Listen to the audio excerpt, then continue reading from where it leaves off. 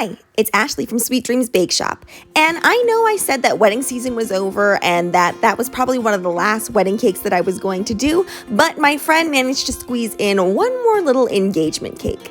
So what I'm doing here is I'm just taking a 6-inch vanilla cake. I will leave the recipe down in the description box below, and you'll notice that I also poured some sugar syrup on there. The reason that I did that is if I ever bake my cakes and I know that I'm not going to use them right away, then I need to make sure that they have moisture. So I baked this a couple days in advance and added that sugar syrup on there.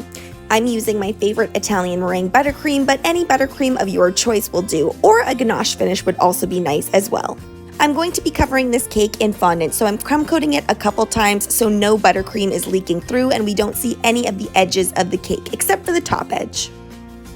I really love using a metal spatula for this process, but if you only have a plastic one, it will work as well since we're just covering this in fondant. While that's chilling in the fridge for at least 30 minutes, I am creating my eucalyptus leaves here, and I do apologize. I thought I had filmed this in regular speed, but unfortunately I filmed it in time lapse, and there's no way to really fix it and make it go slower, so I'll try to describe this. I'm just creating little petals and then taking some 18 gauge wire and using a slight amount of sugar syrup to attach these leaves, and I'm kind of just bunching them together however I see fit.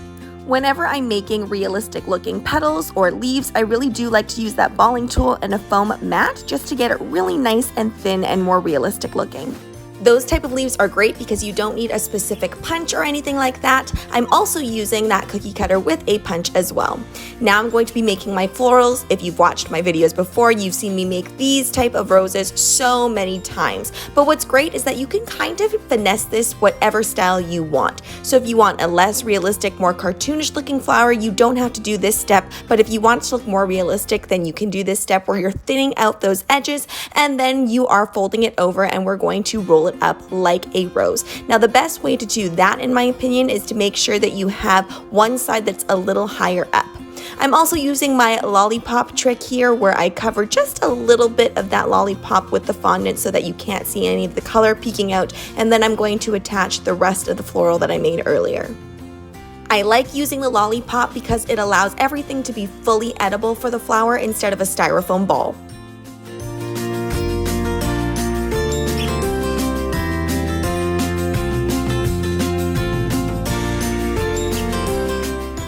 If you've never covered a cake in fondant before, then this can seem a little bit intimidating. The key is to make sure that you have enough fondant. Now, whenever you're buying fondant for the first time, it's always tempting to buy the smaller container because as we know, fondant is quite expensive. But I really do encourage you to make sure that you buy the larger container because you never really know in the beginning how much fondant you're actually going to need. And the worst thing is when you're rolling out the fondant and you go to cover your cake and it's too small and then you end up with gaps or you end up with holes. So there is one little mistake that I make here when I'm covering this cake with fondant. I make my fondant a slight bit too thin. If I had gone just a bit thicker, I would have been able to cover this cake without any visible lumps and bumps. The lumps and bumps aren't super obvious, but to me, since I've looked at many cakes, I can see it, and I wish it was just a little bit smoother. You'll notice when I'm covering this cake with fondant, what I'm kind of doing is I pull out that bottom part there just to get it kind of flat and smooth, and then I flatten it with my hand against the side of the cake.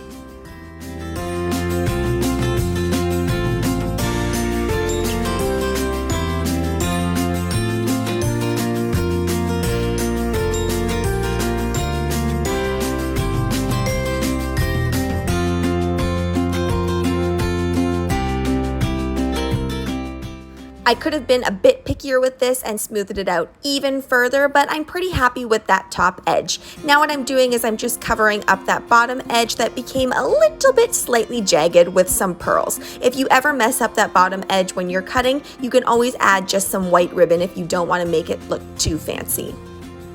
Another thing that can happen with your cake is when you pull it out of the fridge, if you cover it in fondant right away and your fridge was super cold, but obviously your fondant is not, you can sometimes develop air bubbles. You can kind of see an air bubble that I have growing on the side there. All I did was I took a pin and I popped it, and then I let all of that air out. Just make sure that you do that right away and don't wait, because if you wait, then that air bubble can harden and then you'll just have a giant air bubble on the side of your cake.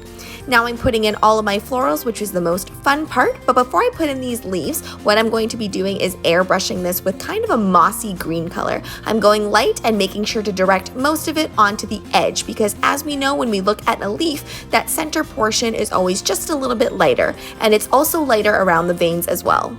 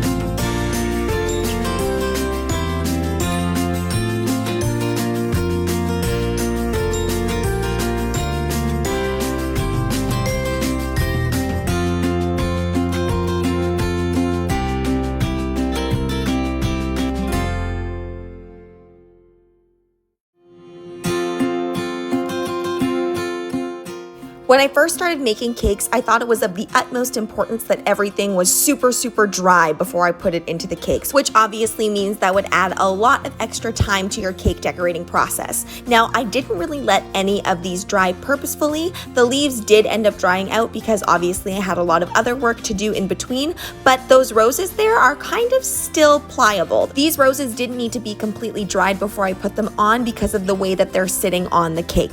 Also, having that lollipop inside of that larger rose really helps with support, and I don't have to make sure that it's super dry before I put it in.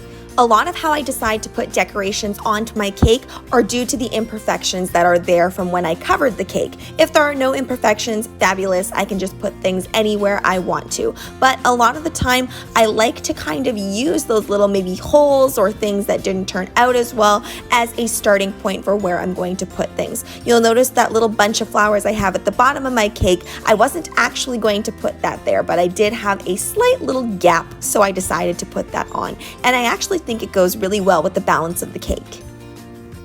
Cake designs like these are so versatile and are really popular among a lot of people. Yes, they can be used for weddings or engagements, but if you color those roses or color the cake, they're often used for birthdays as well. Now let's get into the pricing of this cake. Now the cake itself is actually pretty simplistic. It's all of those florals on top that are making that price go a little bit higher. For you viewers, this cake got done in about 8 minutes or so, but for me, this cake takes around 5 hours from start to finish with all of the baking included. Thanks so much for watching, guys. Don't forget to like, share, and subscribe so you can be part of the Sweetie fam. Right now, I'm uploading daily, so make sure you hit that notification bell so you know when I upload. Also, be sure to comment, request, or ask a question. I love hearing from you guys.